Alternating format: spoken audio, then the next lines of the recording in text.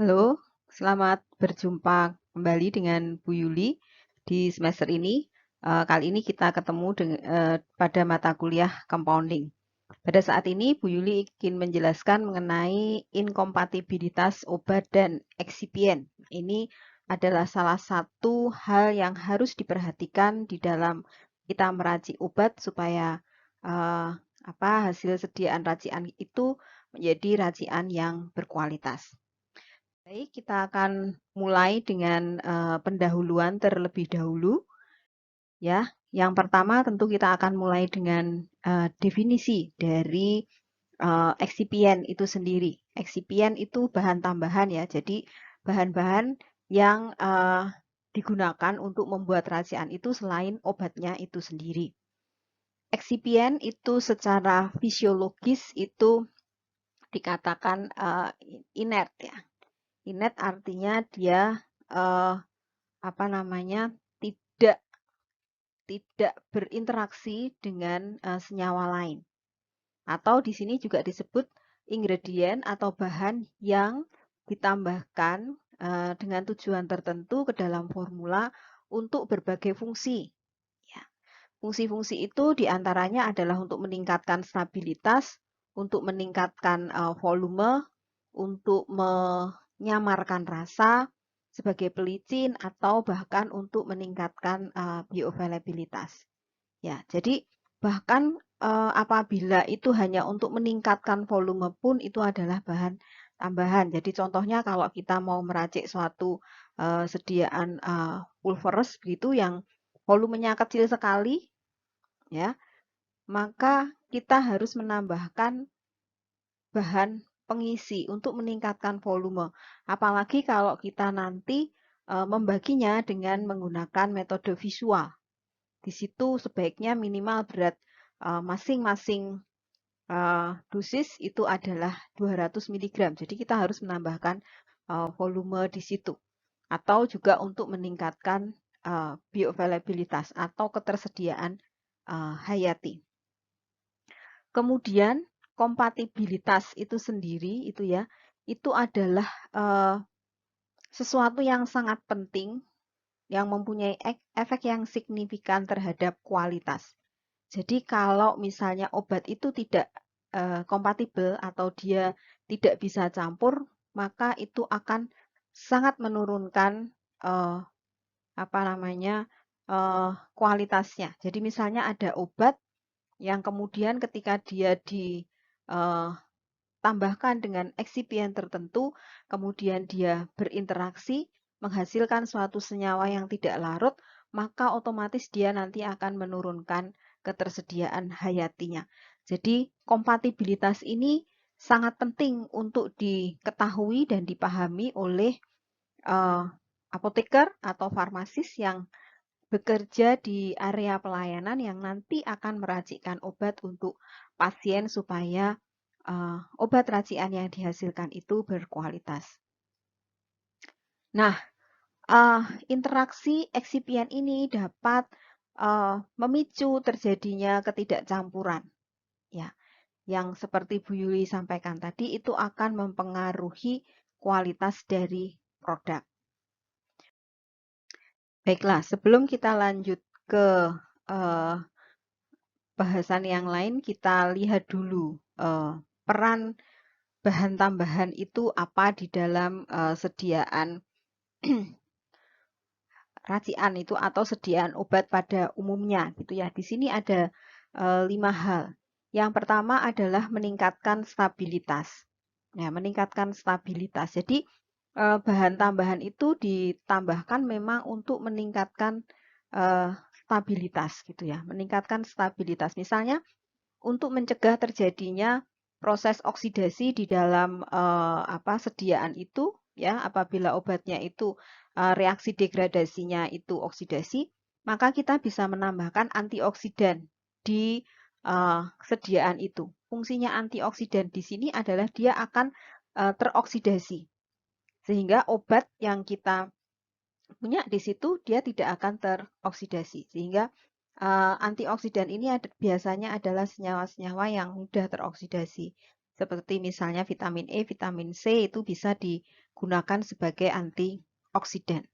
Kemudian fungsi yang lain atau peran yang lain adalah sebagai proteksi, ya, melindungi. Jadi misalnya di sini adalah bahan-bahan pengawet itu ya, bahan pengawet itu melindungi sediaan itu dari cemaran mikroorganisme yang mungkin nanti akan masuk ke sana ketika kita membuka wadah atau botol dari sirup yang multiple dose. Nah, di sini perlu pengawet. Ya, ini fungsi untuk proteksi. Kemudian yang ketiga ini juga biasanya sifat yang penting ketika kita mau meracik atau mendesain sediaan untuk anak-anak, ya, improve patient acceptance, ya, untuk meningkatkan penerimaan dari pasien. Ini yang paling gampang contohnya adalah bahan-bahan perasa gitu ya, bahan-bahan perasa, kemudian pewarna, ya, itu akan membuat sediaan itu menjadi menarik dan rasanya juga enak sehingga pasien ini dengan gampang mau menerima atau mau minum obat tersebut, terutama untuk pasien-pasien anak gitu ya. Kemudian enhance safety and effectiveness. Jadi misalnya di sini penambahan bahan-bahan yang bersifat hidrofilik seperti itu ya, yang bersifat hidrofilik di mana kemudian bahan ini akan membuat obat-obat kita itu menjadi lebih mudah larut. Maka dia bisa meningkatkan efektivitas ya.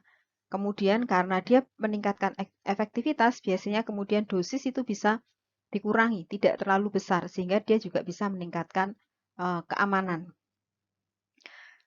Kemudian secara tidak langsung, bahan-bahan yang seperti ini akan meningkatkan atau memperbaiki ketersediaan hayati dari obat-obat yang dikonsumsi secara peroral. Jadi eksipien itu atau bahan tambahan itu ditambahkan dengan tujuan-tujuan tertentu, dengan tujuan-tujuan khusus. Apabila dia tidak diperlukan di situ, ya berarti kita tidak perlu menambahkan bahan tambahan tersebut. Nah, ini eksipien yang dipertimbangkan sebagai bahan yang inet gitu ya. Biasanya bahan tambahan yang pharmaceutical grade itu merupakan senyawa-senyawa organik. Ya. Oleh karena itu sebenarnya walaupun kita mengatakan bahwa eksipien ini inert gitu ya, artinya dia tidak berinteraksi dengan senyawa lain, ya. Tetapi karena dia itu organic compound atau bahan yang organik, maka ada kemungkinan bahan tambahan kita itu berinteraksi ya dengan gugus fungsional yang ada di dalam bahan aktif atau di sini API ya. API itu active pharmaceutical ingredient. Ya. Jadi kalau dikatakan eksipien itu definisinya inert kemudian dia tidak bereaksi, itu sebenarnya ya tidak sepenuhnya benar karena bahan tambahan itu sekali lagi dia merupakan bahan organik yang bisa bereaksi dengan gugus fungsional dari bahan aktifnya, ya. Tetapi mungkin lebih tepat sebenarnya dikatakan kalau eksipien ini adalah bahan-bahan yang tidak mempunyai aktivitas biologis. Nah, ini bisa dilihat itu ya. Reactive impurities of excipient. Jadi ini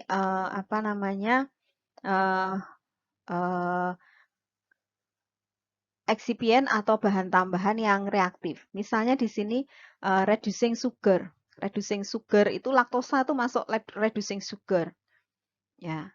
Maka dia akan inkompatibel dengan gugus-gugus fungsi dari bahan aktif yang mempunyai gugus amin group. Ini ya, amin group. Hati-hati dengan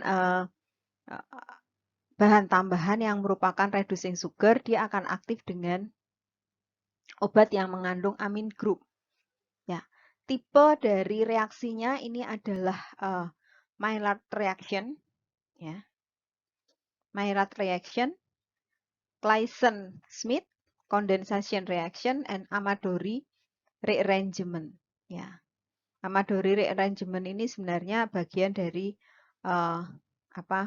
Maillard reaction ya.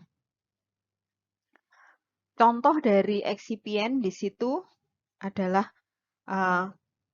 laktosa, glukosa yang ada di dalam mikrokristalin selulosa ini juga bisa berfungsi sebagai reducing sugar yang menyebabkan reaksi Maillard apabila bertemu dengan obat yang mempunyai gugus amin. Ya. Ini contoh dari inkompatibilitas yang terjadi, ya. Glukosa yang merupakan impurity atau cemaran dalam mikrokristalin selulosa menyebabkan diskolorisasi, jadi perubahan warna karena berinteraksi dengan fenilalanin, ya, membentuk kompleks glukosa fenilalanin, menyebabkan perubahan warna. Kemudian di sini ada eksipien aldehid. Ya, ini sama juga ternyata dia akan berikatan dengan gugus fungsi amin group dari obatnya. Nah, obat itu banyak yang mempunyai gugus amin. Jadi nanti hati-hati, misalnya kaptopril itu juga dia punya gugus amin gitu ya. Sehingga kita perlu hati-hati dengan obat-obat yang mempunyai gugus amin. Ini membentuk crosslink dengan amino group. Jadi aldehid ini dengan adanya amin group nanti membentuk ikatan silang ya. Formaldehid terbentuk dari pecahnya PEG dan polisorbat. Ya. Furfuraldehid terbentuk dari hemiselulosa polimer. Nah, ini contoh dari bahan tambahannya. Ya. Ini contohnya dari penelitian itu formaldehid yang bereaksi dengan amin group dari obat fenfluramin ya untuk membentuk N-metil derivat turunan N-metil. Kemudian reaktif peroksida yaitu peroksida yang reaktif. Ini contohnya hidrogen peroksida. Ini untuk semua senyawa aktif yang nanti reaksi degradasinya melalui proses oksidasi. Ya. Tipe reaksinya, oksidasi dari bahan aktifnya itu inisiasi dari reaksi polimerisasi. Ya. Nah, ini contoh eksipiannya sebenarnya kalau yang peroksida ini dia biasanya trace amount atau sebenarnya merupakan residu gitu ya atau cemaran dari eksipien itu. Pada proses pembuatannya itu ada ketika dihilangkan dia tidak sepenuhnya hilang dan menjadi cemaran di situ. Ini ada di cross-povidone, povidone, hidroksipropil selulosa gitu ya. Itu ada hidrogen peroksida di situ. Ya. Contoh reaksinya ada pada obat raloxifen. Ya, raloxifen di mana pada tablet raloxifen itu bahan tambahan, bahan pengisinya itu adalah povidone dan cross-povidone, di mana di dalam kedua bahan tambahan ini terdapat hidrogen peroksida. Kemudian nitrit nitrat, ya, ini ada banyak di sini gugus-gugus, nanti bisa dicermati lebih lanjut. Dan kemudian juga ada hasilnya atau tipe reaksinya itu adalah pembentukan senyawa nitroso, N-nitroso. Sehingga terjadi degradasi api ini sebenarnya juga reaksi oksidasi ya pembentukan nitroso ini.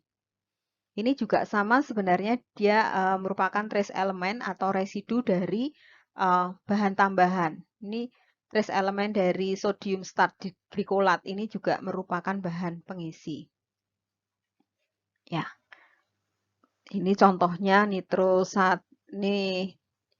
nitrosation dari bromhexin. Kemudian ada impurities atau excipient yang lain di sini adalah asam organik. Akan bereaksi dengan amino atau hidroksil group dari bahan aktif kita. Ya, akan bereaksi dengan alkohol untuk membentuk ester. Ya. Contoh dari eksipiennya di sini asam format dan turunan esternya, misalnya asam asetat, monoklor asam asetat, ya. Lalu contoh inkompatibilitasnya di sini N-formyl paremisin yang terbentuk dari reaksi asam format dengan varenisiklin tartrat. Nah, ini adalah contoh-contoh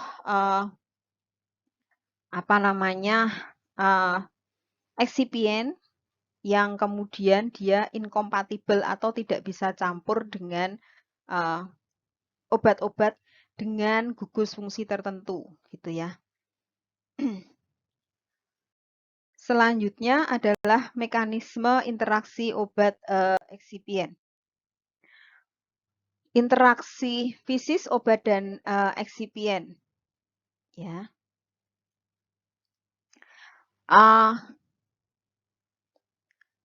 Interaksi fisis ini adalah bentuk yang paling umum, ya.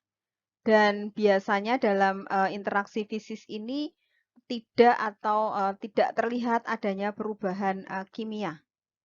Sehingga interaksi fisis ini sulit untuk dideteksi. Ya, untuk dideteksi karena ketika nanti diuji kadar dan seterusnya itu tidak tampak ada perubahan senyawa kimia di sana, ya. Tetapi kemudian ternyata diketahui itu ada interaksi fisis. Ya. Nah, gimana caranya tahu ya dengan melakukan evaluasi yang intensif, yang mendalam mengenai interaksi bahan tambahan ini, ya, dari obat-obat yang ada, ya. Kemudian juga evaluasi itu sampai ke disolusinya, karena interaksi fisis ini nanti akan mempengaruhi kecepatan disolusi dari obat, ya. Juga stabilitas dari obat, terapi, dan juga adverse effect-nya. Ya, ini nanti akan berpengaruh sehingga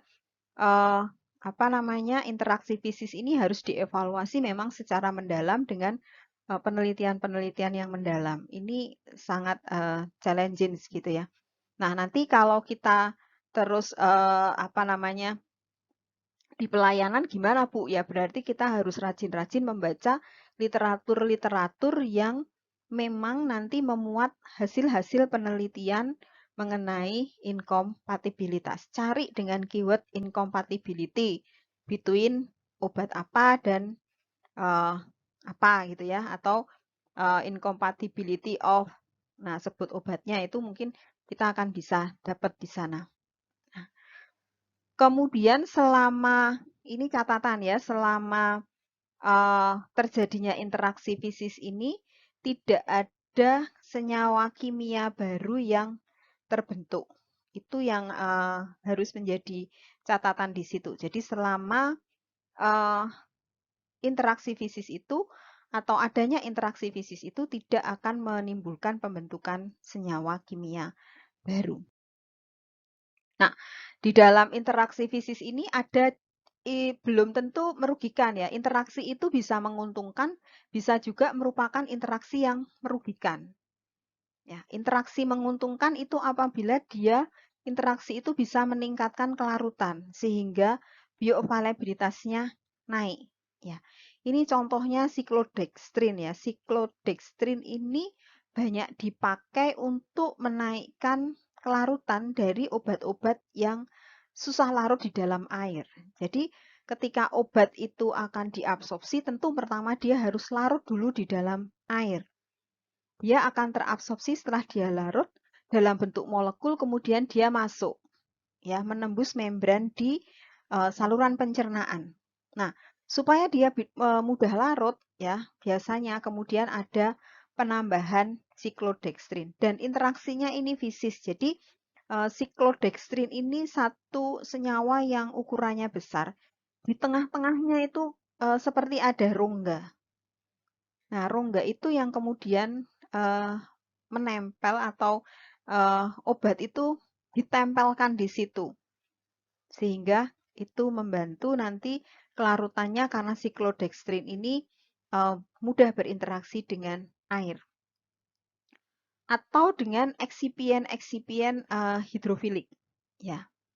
Eksipien hidrofilik di sini itu biasanya nanti akan membantu senyawa yang susah larut dalam air atau yang bersifat hidrofob itu nanti dibantu oleh eksipien yang hidrofilik ini untuk dia bisa berinteraksi dengan air, ya, sehingga kemudian dia bisa larut. Kemudian ternyata ada juga interaksi yang merugikan, yaitu kompleks obat eksipien yang menurunkan kelarutan. Di sini contoh klasiknya adalah tetrasiklin dengan kalsium. Jadi kalau kita punya obat tetrasiklin ya antibiotik ya jangan sekali-kali kita menambahkan eksipien Ca karbonat misalnya yang mengandung Ca. Karena tetrasiklin dan Ca itu nanti membentuk kompleks yang tidak larut. Sehingga ketika nanti ada di saluran pencernaan, di lambung ada air, ya, kemudian tabletnya itu pecah atau granulnya itu pecah, dia tidak larut. Kenapa? Karena memang kompleks tetrasiklin dan Ca ini tidak larut. Sehingga kalau tidak larut, ya, maka dia akan tidak diabsorpsi. Sehingga ini merupakan interaksi yang merugikan. Nah, kemudian tadi interaksi fisis, sekarang interaksi kemis. Ya. Nah, interaksi kemis ini selalu menimbulkan dampak yang merugikan. Di sini disebut seperti itu, selalu menimbulkan dampak yang merugikan. Interaksi ini menghasilkan produk yang tidak diinginkan akibat reaksi obat reaktan. Nah, ini contoh reaksi atau interaksi yang terjadi. Hasilnya sebenarnya merupakan degradasi ya. Degradasi dari obat tersebut. Ini hidrolisis ini kan reaksi degradasi ya. Antara obat dengan obatnya terpecah karena adanya air. Ya kan, obat-obat yang ester ya. Ester yang punya gugus ester itu dengan pH-pH tertentu, maka dia mudah terhidrolisis apabila ada air. Ini interaksi kemis antara obat dengan air. Kemudian interaksi ini oksidasi. Ini ada interaksi obat dengan obat biasanya yang punya gugus-gugus N bisa ya amin bisa atau S gitu ya. Yang mempunyai atom S di obatnya itu gampang teroksidasi. Kalau dia ketemu dengan peroksida tadi kan. Ya, ini interaksi kemis, reaksi Maillard. Tadi amin grup, amin primer, amin sekunder itu dengan reducing sugar atau laktosa, glukosa. Itu menimbulkan reaksi Maillard yang nanti membentuk senyawa baru yang ukurannya lebih besar dan dia susah untuk diabsorpsi. Isomerasi, ya, membentuk senyawa isomer. Nah, pembentukan senyawa isomer ini tentunya kemudian menjadi senyawa yang berbeda dari senyawa mula-mula. Yang itu nanti bisa mengganggu aktivitasnya. Lalu fotolisis. Ya. Fotolisis. Ini lisis atau pecahnya satu senyawa karena adanya cahaya. Ini interaksi kemis. Jadi interaksi kemis ini biasanya menimbulkan dampak yang merugikan. Kenapa merugikan? Karena dia mengubah struktur dari molekul obat. Sehingga integritas dari obat itu berubah. Dia bukan lagi obat yang seharusnya. Ya, molekulnya berubah. Ya, aktivitasnya akan berubah, toksisitasnya akan berubah. Itu kenapa interaksi kemis obat eksipien ini dampaknya merugikan. Kemudian ada interaksi fisiologis. Nah, interaksi fisiologis ini terjadi di dalam tubuh kita gitu ya, karena faktor-faktor endogen yang ada di dalam tubuh kita. Ini contohnya pH lambung. Ya, pH lambung, pH di lambung, nanti juga bisa juga terjadi pH di usus gitu ya. Dari teori pH partisi, ya, obat asam lemah ini akan banyak diabsorpsi pada suasana asam. Jadi obat-obat asam lemah ini, ya, dengan adanya cairan yang sifatnya asam, ya, dia larut dan dia ada dalam bentuk molekul. Kalau obatnya itu basa lemah, ketika dia ada di lambung, ya, dengan pH yang rendah, maka dia akan banyak dalam bentuk terdisosiasi. Ya, nanti seberapa banyak yang terdisosiasi, ya, obat asam lemah, basa lemah ini tergantung pH dan pKa. Nanti kalian bisa lihat lagi, bisa ingat-ingat lagi rumus Henderson-Hasselbalch mengenai pH ini gitu ya. Tapi yang jelas dengan obat-obat asam lemah itu kalau dalam suasana asam dia akan banyak diabsorpsi karena ada dalam bentuk molekul. Sebaliknya obat-obat yang basa lemah dia di dalam di dalam usus akan lebih banyak diabsorpsi karena usus pH-nya lebih tinggi dari pH lambung. pH lambung 1 sampai 3, pH di usus 6,8. Dan di situ basa lemah ini ada dalam bentuk molekul ya, hampir 100% sehingga dia lebih banyak diabsorpsi. Nanti tolong diingat lagi rumus Henderson-Hasselbalch sehingga kita tahu perbandingan yang diabsorpsi berapa gitu ya. Kemudian metabolisme obat. Nah, obat ini berinteraksi dengan sitokrom P450. Ya, yang itu kemudian kalau terjadi interaksi, dia kemudian di metabolisme. Ya. Ada obat-obat yang menginduksi atau merangsang gitu ya, keluarnya sitokrom P450. Tapi ada juga obat-obat yang menginhibisi atau menurunkan ya produksi sitokrom P450 ini. Ini akan berpengaruh terhadap bioavailabilitasnya secara langsung ya. Kalau kita campur obat ya, kemudian obat ini metabolismenya itu memang intensif oleh sitokrom P450, lalu kita campur dengan obat lain yang dia menginduksi sitokrom P450, maka kemudian sitokromnya ini akan lebih banyak di situ. Sehingga obat kita ini lebih banyak di metabolisme, sehingga yang nanti masuk sampai kemudian ke sirkulasi sistemik itu jumlahnya lebih sedikit. Kemudian perubahan transit time, ya. Ini perubahan waktu tinggal, ya. Baik itu di lambung, baik itu di intestin itu ada yang namanya transit time. Kalau di lambung itu kira-kira setengah sampai 2 jam gitu ya. 2 jam itu semuanya sudah dikeluarkan. Yang paling cepat setengah jam itu sudah mulai dikeluarkan gitu ya. Nah, ini di intestin, di usus ya. Ini ada manitol, ada laktulosa, ada xilitol. Ini menurunkan transit time. Jadi transit time-nya di situ tuh cepat. Ya. Jadi ketiga macam bahan tambahan ini merangsang pergerakan usus ya, pergerakan usus sehingga transitnya cepat dikeluarkan. Nah, sedang lipid itu lemak di lambung ini menaikkan transit time. Ya, kalau untuk teman-teman yang diet ini dikenal biasanya kalau makan yang berlemak itu nanti awet kenyang gitu ya. Karena memang dia transit time-nya itu jadi lebih lama di dalam lambung. Kenapa begitu? Karena memang lipid ini dicernanya juga lebih lama. Nah, ini ada dosis form atau obat-obat yang lipid base, misalnya misal liposum ya. Ini adalah obat-obat yang lipid base. Kemudian P-glycoprotein efflux transporter. Nah, ini obat-obat itu kalau kena P-glikoprotein ini dia akan dimuntahkan gitu ya. Jadi obatnya ini sudah masuk ke dalam sel, tapi oleh selnya itu di dalam sel itu ada P-glikoprotein ini yang kemudian dia membawa keluar lagi obat tersebut sehingga obat itu kemudian menjadi tidak efektif.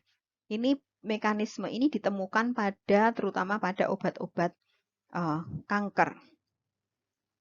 Baik, kita lanjutkan. Nah, ini inkompatibilitas berdasarkan struktur ya. Tadi mungkin sudah sekilas juga di slide yang sebelumnya ini ada inkompatibilitas ini berdasarkan struktur. Ini misalnya obat itu senyawa aktif mengandung amin primer. Contohnya asiklovir, ini antivirus ya. Dia inkompatibel dengan reducing sugar, mono dan disakarida. Contohnya laktose, tipenya Maillard. Ester, senyawa obat yang mengandung gugus ester itu moixipril ya. Ini inkompatibel dengan komponen yang basa, contohnya magnesium hidroksida. Terjadi hidrolisis ester ya, sehingga kenapa dengan komponen yang bersifat basa ini pH-nya naik, sehingga ester ini dalam suasana basa dia lebih cepat terhidrolisis. Lakton ya, lakton ini ester yang dalam cincin ya, ester yang tersusun dalam satu cincin ya. Ini lakton ya. Contohnya ini irinotekan HCl. Ini sama juga ya dengan basa, ring opening. Jadi hidrolisisnya itu berupa pecahnya cincin. Ini kemudian ada karboksil dengan basa membentuk garam, alkohol, contohnya morfin. Ini dengan adanya oksigen ya, ini bisa terjadi oksidasi, kemudian sulfhidril, contohnya kaptopril ya, mengandung es ya, atom es, ini juga mudah teroksidasi oleh oksigen, membentuk dimer ya, dimer itu jadi kaptopril itu satu monomer, kalau ada oksigen dia membentuk dimer. Lalu fenol ya dengan metal atau poliplasdon membentuk kompleks. Gelatin dengan surfaktan kationik membentuk denaturasi. Itu adalah dasar-dasar yang harus kita ketahui tentang inkompatibilitas. Ya, sesuatu yang tidak bisa campur, yang harus kita pertimbangkan ketika kita meracik suatu sediaan. Ya, jadi hati-hati kalau kita memang mau menambahkan laktosa karena sediaan racian eksipien yang banyak disediakan tuh laktosa, PEG kayak gitu ya, kemudian twin, span. Nah, kalian harus benar-benar tahu setidaknya eksipien-eksipien yang banyak disediakan di pelayanan ini, yang masih banyak disediakan di pelayanan ini, dia inkompatibel terhadap apa gitu ya. Kalau laktosa ini kan banyak obat dengan amin primer, amin sekunder. Tinggal nanti lihat obatnya itu namanya apa, cek strukturnya gitu ya di Medchem gitu ya. Itu kemudian dilihat di sana. Ya, strukturnya seperti apa? Oh, ternyata ada NH2. Oh, ternyata ada NH. Berarti ada amin primer, ada amin sekunder. Berarti ini nanti bisa terjadi reaksi Maillard. Ya. Nah, itu yang harus kita pahami. Jadi, walaupun kalian di pelayanan, kalian juga tetap harus mengingat kembali gugus-gugus dasar di dalam senyawa kimia ya. Ingat lagi kimia organik di semester 1. Oke, sampai di sini untuk yang inkompatibilitas kali ini. Nanti materi selanjutnya mengenai stabilitas. Baik, sampai jumpa di materi sebelumnya. Salam sehat untuk kita semua.